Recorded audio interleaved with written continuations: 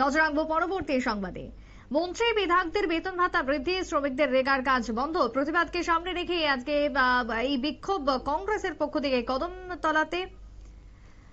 আজকে তারা বিক্ষোভ দেখালো, যদিও সেই জায়গাতে দাঁড়িয়ে রেগা শ্রমিকদের কাজ বন্ধ রয়েছে। বিগত 3 মাস থেকে শ্রমিকরা বকেয়া পাচ্ছে না, তাদের মিটিয়ে দেওয়া হচ্ছে না। সাধারণ খেটে খাওয়া রেগা শ্রমিকদের মজুরি বৃদ্ধি করা হচ্ছে না, প্রতিশ্রুতি অনুযায়ী শ্রম দিবস বর্ধিত করা হচ্ছে না। একাধিক অভিযোগকে সামনে রেখে আজকে মঙ্গলবার কদমতলা ব্লক অফিস ঘেরাও করলো কংগ্রেস কর্মীরা এবং তার সাথে রেগা শ্রমিকরা। ঠিক কি অভিযোগ উঠে এসেছে আজকে এই প্রতিনিধি দলের, শুনুন।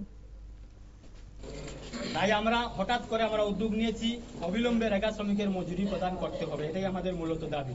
এবং বিভিন্ন গ্রাম পঞ্চায়েতে রেগার কাজ নিয়ে দলবাজি চলছে, কংগ্রেস থেকে থেকে তাদেরকে কাজ দেওয়া হচ্ছে না। এই দলবাজি বন্ধ করতে হবে, রেগার মজুরি বৃদ্ধি করে 500 টাকা করতে হবে। আমরা কি লক্ষ্য করলাম, এই রাজ্যে যে জনদরদী সরকার, তারা মুখে বলছে জনদরদী সরকার, কিন্তু আমরা বাস্তবে কি লক্ষ্য করলাম, শ্রমিকের মজুরি বৃদ্ধি করা হচ্ছে না।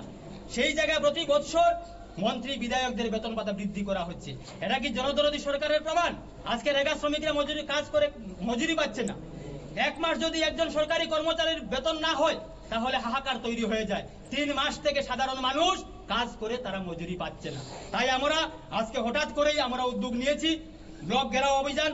এই ব্লক ঘেরাও অভিযানে কদমতলার বিডিও সাহেব যতক্ষণ পর্যন্ত আমাদেরকে আশ্বস্ত করছেন না কবে রেগা শ্রমিকের মজুরি প্রদান করা হবে, ততক্ষণ পর্যন্ত আমরা এই ব্লক ঘেরাও অভিযানে বসে থাকব। আমরা সুনির্দিষ্টভাবে জানতে চাই রেগা শ্রমিকের মজুরি কবে নাগাদ ওরা মজুরি পাবেন, এটাই আমাদের মূলত দাবি। আপনারা শুনেন অভিযোগকারীদের বক্তব্য। অনতিবিলম্বে তাদের যে দাবি রয়েছে তা মেটাতে হবে, না হলে আগামী দিনে তারা তাদের আন্দোলনের ঝাঁঝ আরো বাড়াবেন। রেগায় শ্রমিকদের মূলত বকেয়া যা রয়েছে তা মিটিয়ে দিতে হবে। এই দাবিকে সামনে রেখে আজকে ব্লক অফিস ঘেরাও করলো কংগ্রেস নেতৃত্ব। ছোট্ট বিরতির পর ফিরছি, সঙ্গে থাকুন।